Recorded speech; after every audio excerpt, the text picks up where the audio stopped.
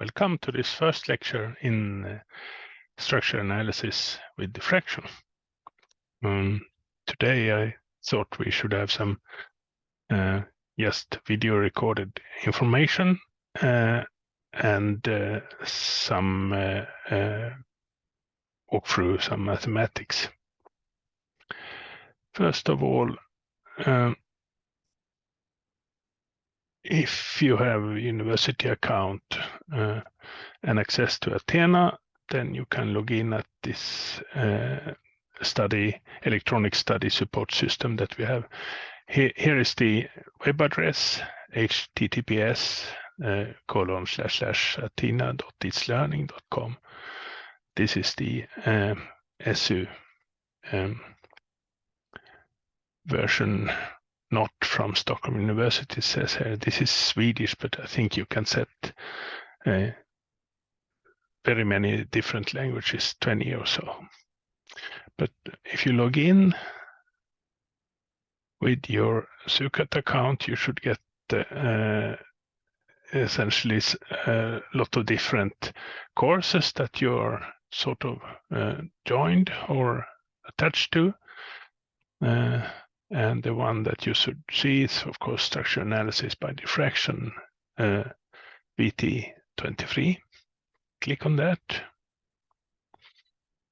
And you would see something like this, not a lot.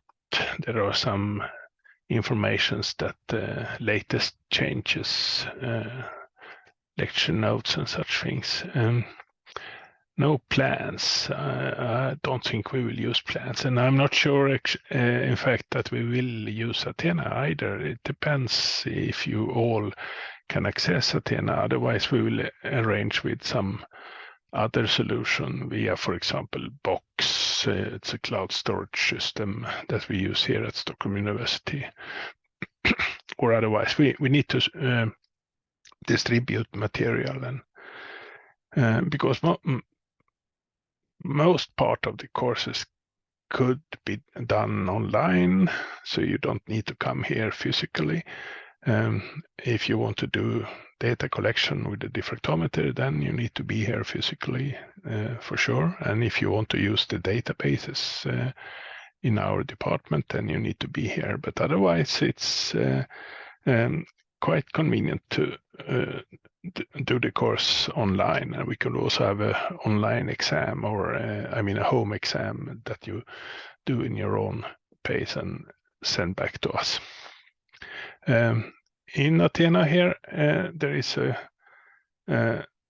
menu innehåll in Swedish, but content or resources or something like that in English. If you click on that, you will see something like normal directory structure, course information, a Zoom link. So this is the Zoom link that I'm using now, and I will also send it out via mail to all of you. Here's a schedule, and on lectures there will be today's lecture and some lecture notes. This is in-house produced lecture notes, and I can't guarantee that they are free from printing errors and such things, but as much as possible.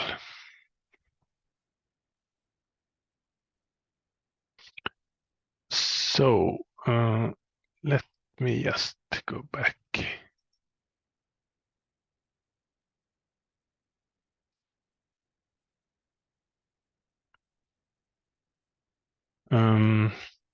No, we should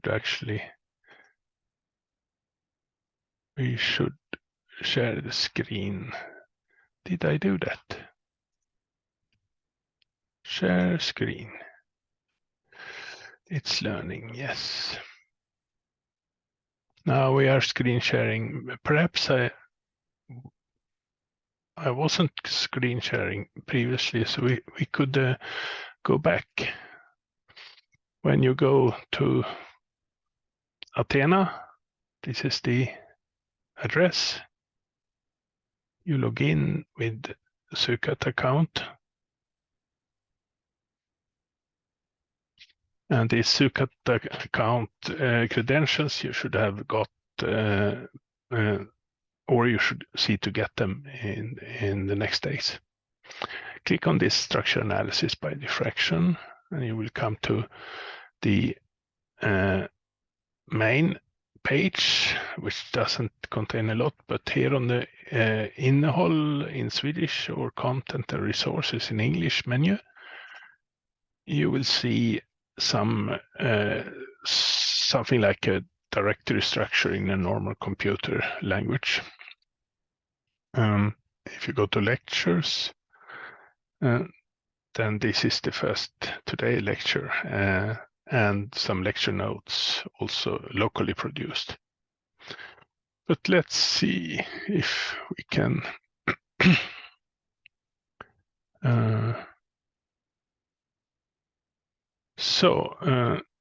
teaching material, if you want to find the traditional book, I recommend the brief teaching edition of Volume A of the International Tables for Crystallography. Otherwise, it's enough with the lecture notes, sorry, or possibly any book with the title Introduction to Crystallography or anything like that you can find at most different university libraries. But the tables here, they are the definite resource and sort of giving the ultimate information in the subject. I think the 2005 version is perhaps not available anymore, but if it is, I think it costs something like 200 Swedish crowns, so $20 or so. Don't buy the large one. It will cost you a horrendous amount of money, something like 10 times more. But that is available electronically from the university library. The lecture notes here actually emphasize something that we see if I can put on the annotation here. And we want to have this electron density. That is the goal of all structure analysis. And we do have the intensities of the diffraction data. We can compute something that is called the Patterson map. That is no problem. It's just a mathematical operation. However, it's not completely trivial to go to the electron density. Or we could try to estimate the structure factors from the intensities. Structure factors has both a size and a phase. And this is not known, but can be estimated quite well nowadays. So if we can find them, then we can find the electron density. We will see if we manage to do this in the meantime with the course.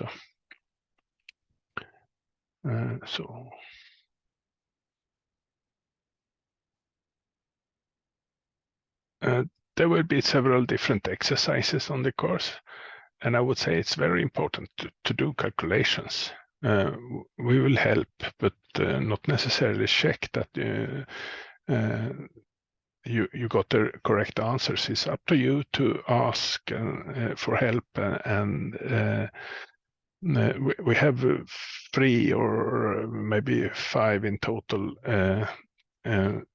exercise sessions where we will go through some typical problems, and I really recommend you to attend them. If you want to pass the exam, then it's good to do these exercises and discuss, and please support each other. You can use this Zoom link, for example, as it's always open, so you can connect to it on your own, or you can arrange with any other cloud service. And then I definitely want you to use your computer, perhaps as mathematical laboratory, and then you would need something like MATLAB or a freeware version of MATLAB called Octave. Another type of computer program specialized for crystallography will be advised or distributed as far as we can do, being legal. We won't be able to distribute several different databases. Then you need to come here or to your own university to use them. But please try to become fluent with a computer, and maybe personally I will use the command line a lot, and we will edit a lot of input files. Editing means using a simple program like Notepad or Emacs, my favorite programs. You shouldn't do it with Word or OpenOffice or something like that, because that will add also a lot of formatting information that will make life hard for you when trying to use those input files. But that will become obvious when we come there. So, vectors. There are, I suppose, many of you will have encountered the concept of vectors either long ago or recently, or you are well ahead in the theory of linear algebra. So then this is just repetition. A couple of concepts: addition and subtraction, and product of vectors. Depending on whether you have an orthonormal system or a non-orthonormal system, it's slightly different. But perhaps you don't need to do this manually, but it could be wise to at least have some grasp of how it works. Vector product. This is another. There are two different type of products with vectors: a scalar product or a dot product, and also a cross product or a vector product. A typical vector could be either given as Cartesian coordinates. I mean x, y, z, u, v, w, etc. If you, depending on how many dimensions you are expressing your model in, or give some kind of polar representation with the length and then a couple of angles that give the direction of the vector.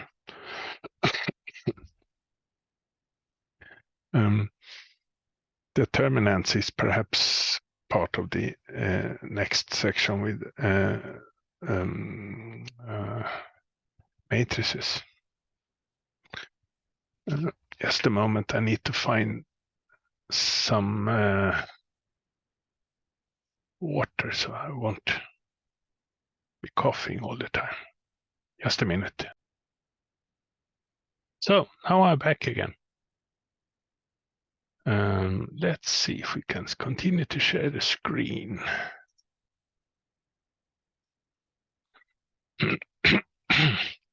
Yeah. In crystallography, we will have a real space. No, we can't mark it. We can mark it like that, yes. Annotate a real coordinate space and also a reciprocal space. They are, of course, just different representations of the reality that we want to describe, but yet we call them real and reciprocal space.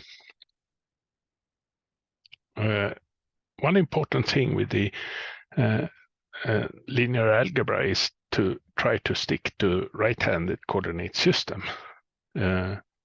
If you by some reason would like to describe things in a left-handed system, it's nothing wrong, but you need to remember that you are doing it and you're sort of describing things with a mirror image of the right-hand system.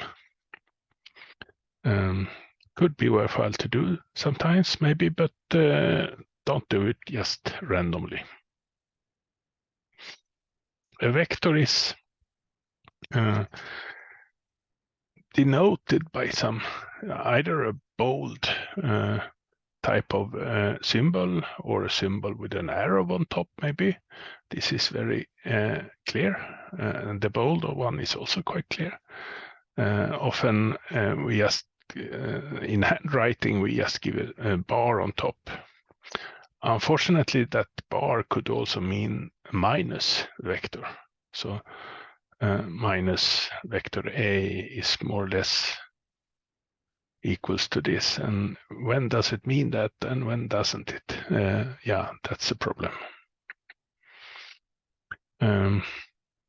If you want to construct a vector out of other type of vectors, it could also be done by a linear combination like this.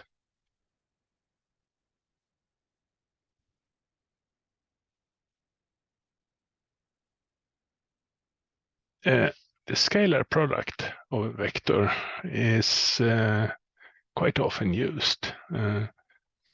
You need to have, if you type it into a computer program like Octave, for example, you need to have a row vector and a column vector, or opposite. It can't be two row vectors, for example, or not neither two column vectors. But if it is, then it's that element times the top one, it's this one, added with that one and that one, making up that one, and this one and this one, making up that one. So this is easy to calculate, and you can calculate the sizes, the norms, or the absolute values of the vectors, and then knowing the scalar product and the norms, then you can calculate the angle in between the two vectors. This is valid in an orthonormal coordinate system where the unit cell axes or the axes are 90 degrees to each other and normalized. If you don't have if you have a more general coordinate system, you need to take care also of the unit cell directions, the coordinate axis vectors, so to say. Hardly anyone does these calculations nowadays manually because you have a computer program and you click on a couple of atoms, for example, and then you get the distance between them. But that very computer program use some formula similar to this one. The other type of product is also the cross product or the vector product. You can, in a 3x3 system, you can generalize it with any type of dimensions. So in a 3x3, very common, then you can express it like this determinant value with the formal top row here, the unit cell vectors. So it can be expressed like that. And that is a value. So you can also use that formula for calculating the intervector, the angle between the two vectors. Well, we will see a lot of exercises on vectors where we will use them mostly as coordinate vectors and such things in combination with matrices. There are a lot of matrices used for describing rotations, for example, and symmetries. And you have a coordinate x, y, z, for example, and then you rotate that vector and get a symmetry equivalent position that is very convenient with a matrix. And here it is, of course, very convenient if you have some matrix-oriented software like MATLAB or Octave. Octave is free and quite not as fancy as MATLAB. And MATLAB you can also arrange with the license. If you're a student at most universities, you will have a possibility to install it via your own home university, I think, as long as you're a student. Personally, I will use Octave.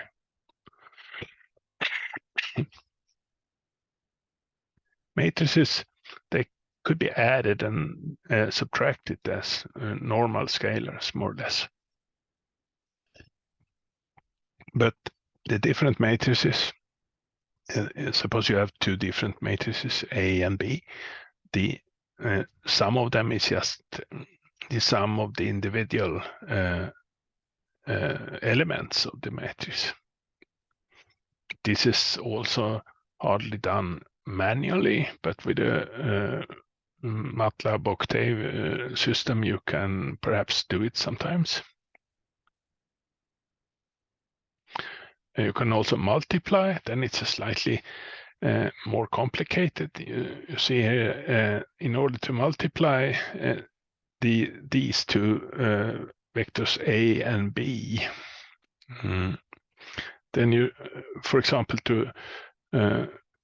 if you would have the C as A dot B, we want the 1, 1 element, for example. Then we take the first row of the first matrix scalar product with the first column of the second matrix.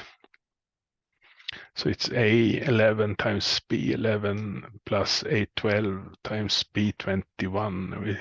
We'll see if that is what is written on the 11, 11, 12, 21, 13, 31. Yeah, it's always a problem writing these indices because it's very easy to get something wrong, but I think this is correct. But there are no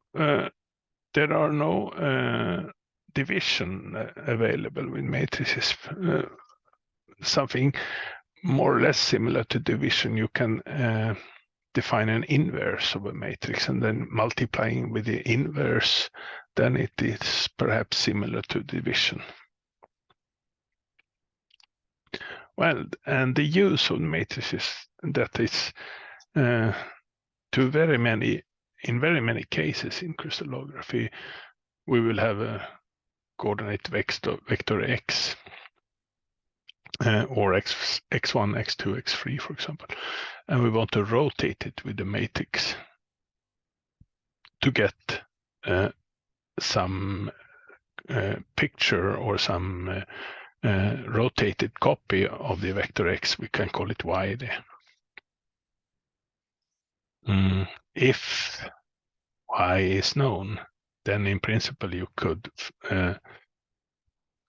find the original vector also. And well, it's just what we call normal matrix algebra. It's a lot of operations to be done, but with the computer it's quite simple. Here is the calculation of inverse. If you want the inverse of a vector like A, for example, here, these 3x3 matrix, you give the unit matrix on one side and the unknown matrix on the other side, and then you see to do row operations like in Gauss elimination. So they change place, and then A and B will be inverses of each other.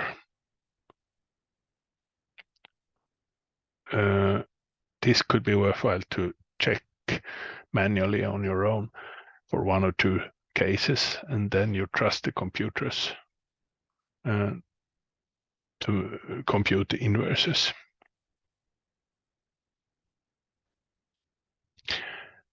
Determinants is convenient because it's a way to a 2x2 matrix, and the determinant of that is a way to say have a row vector, one row vector here and another row vector, say it's that one and that one. If they span some space, then this determinant will be different from 0. If it's 0, that's an indication that the two vectors, they are parallel or anti-parallel maybe.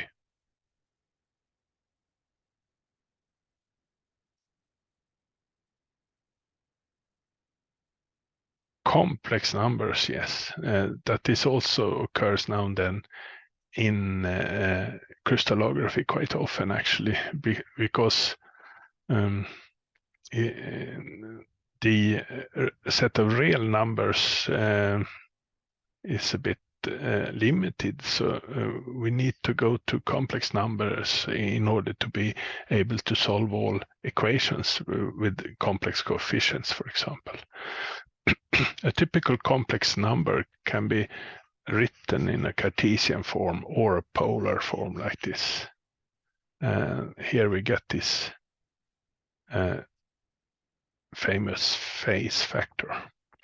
There are a lot of relations. For one of Euler's identities is this identity between e to the ia cosine and then the different components here.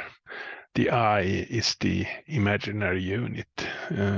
Square root of -1 is the I, or maybe we shouldn't say like that, but the I square is -1. Complex numbers, they can be added, subtracted, and multiplied and divided, more or less like normal real numbers. But there are some slightly more complicated things with complex numbers. You can hear it on the name, complex. But I must emphasize that reality is real. So even though we use complex numbers for a lot of calculations, the final result, as a test at least, should be real. If it is some observable in nature, at least, for like electron density or so. Finally, and maybe a lot of effort could be devoted to the study of groups. In crystallography, we tend to use point groups and space groups, and they are nothing else than typical implementation of the group theory part of mathematics that is quite popular, or was popular at least. There are some axioms that are we need to fulfill.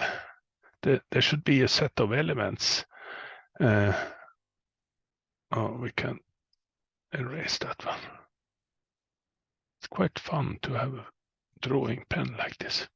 A set of elements and some operation connecting them. And of these, it must be only one and only one identity element. We'll see, how should we call it? There should be some operation and A1, A2, A3, etc. It could be a finite group or it could be an infinite group.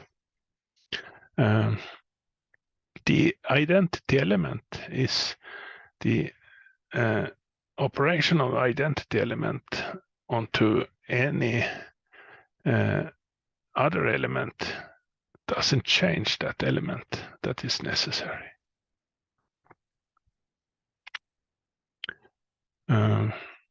If this is not fulfilled, then it's not a group.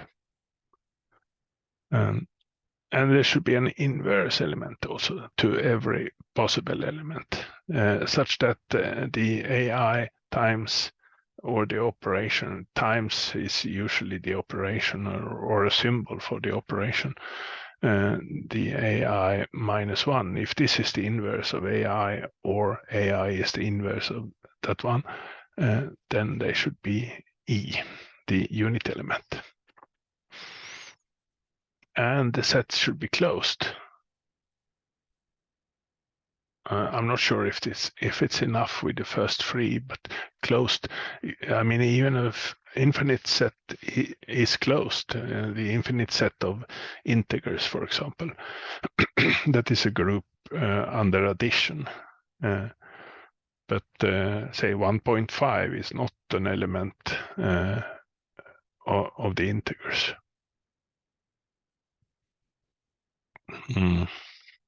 There should be a possibility to construct a group table. I have some example of this later. And we will see something called subgroups and supergroups. We'll see soon. I think I have. Here is a typical group table of a third order group. And what one can say for group tables, if you write this is the unit element, and this is some element, and this is another element. There are three different elements. Say that we should combine them all in any combination. So make up a square matrix like this. Then we can say that E times E is of course E, or E times A is of course A, and E times B is of course B. So these three and also these two, these elements are given, so to say, for every group table, assuming that E is the first in the row and the first in the column here also. Then we'll see, we have a extra statement of group tables that each element must occur once and only once in every table, in every row and every column. So how to choose this middle element here? It can't be A from the row here, and it can't be A from the column here. So why not E? If we choose E, then the only thing that is left to choose for the, say, this position is B. But that is not valid because there is a B already in this row. Column, I mean. So this is an erroneous construction. How about if we instead of E choose the code B? A, B, the only thing that is missing is E. That's okay. A, B, then the only thing that is missing is E. B, E, that's okay. And here the only possibility is A. So this is then a group table of a 3x3 group, third order group.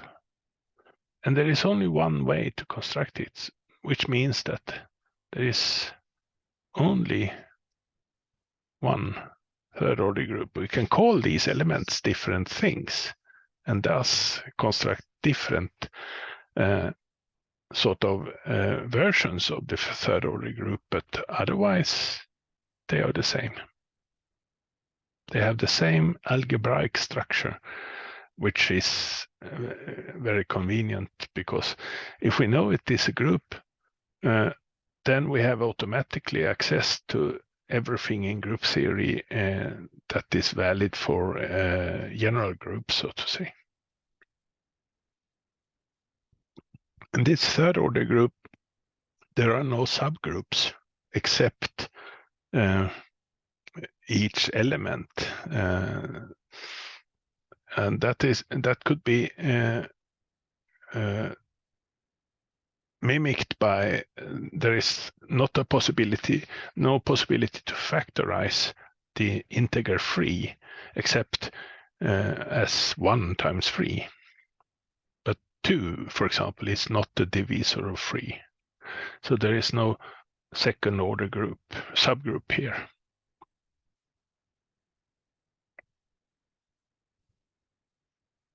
We see if we have a 440 group.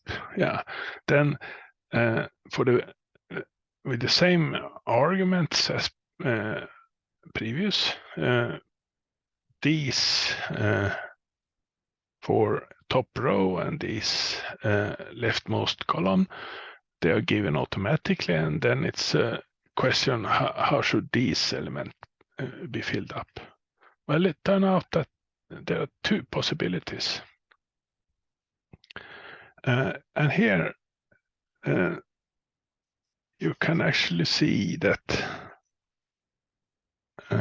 this seems to be EEAA. This is a small 2x2 group, and this is a 2x2, and this is a 2x2, and this is so. This is 4 is 2 times 2 from integers. And this is also valid for the so-called one of the Viergruppe. I don't know the German word. I think it's Viergruppe. On the other hand, you can also skip the factorization of 4, but you can have it as 1 times 4 or 4 times 1. Then you can't see any internal structure in this group table.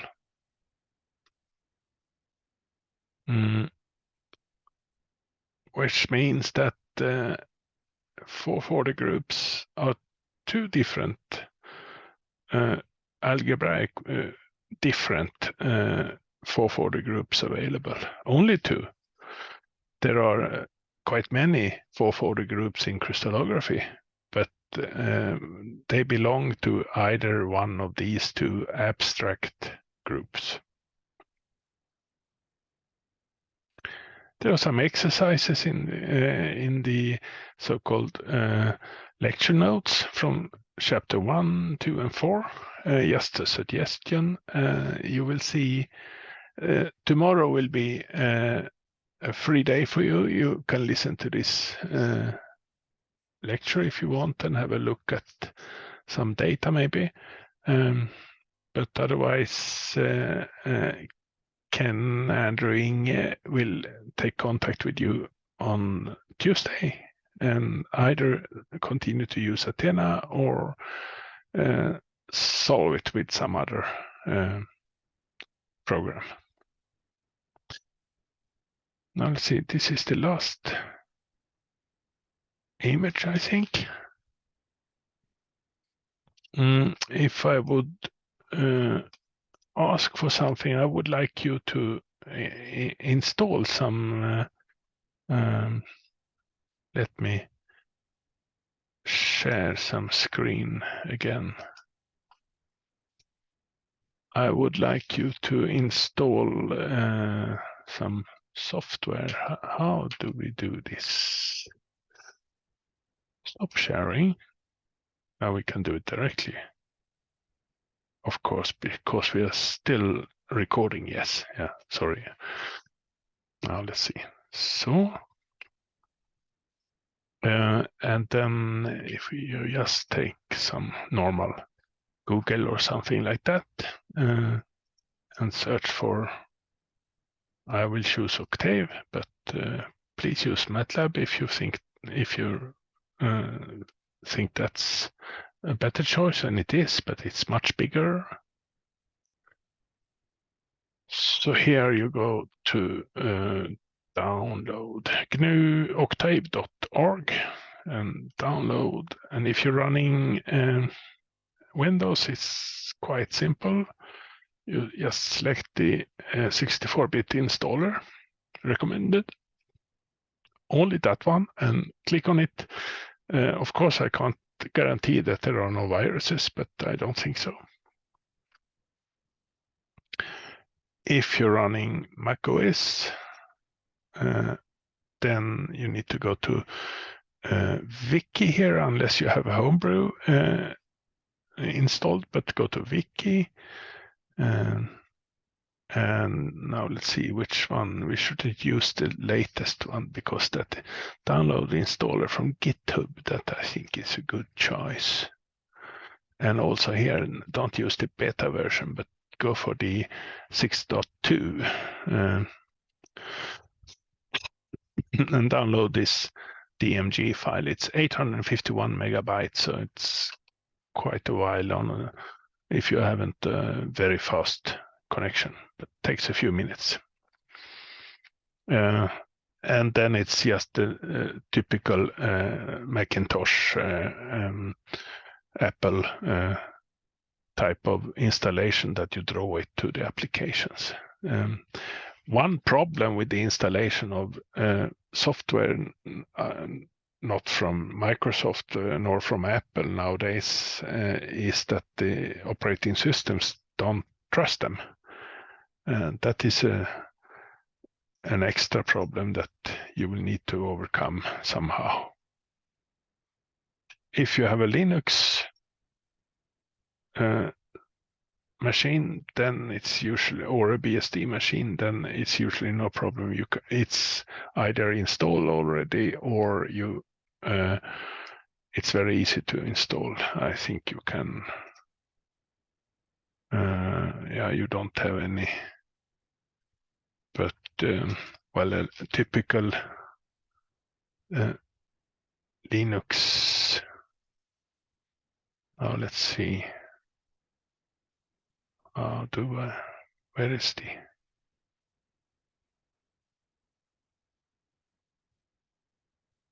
I can't draw. No, we take that later. But if you're not running Linux, then this is not, probably you're running Windows or Mac OS. Tell me if there is something else. So I will put this recorded Zoom session on YouTube and post a link here, and also post a link in the mail to you. So good luck. Have some fun with Octave or calculations, and see if you can access these notes. Try to access the Athena site. I will tell the student expedition all your names. I think there are, for the moment, 5 students registered. Well, see you later. Bye. How do we stop this? Zoom.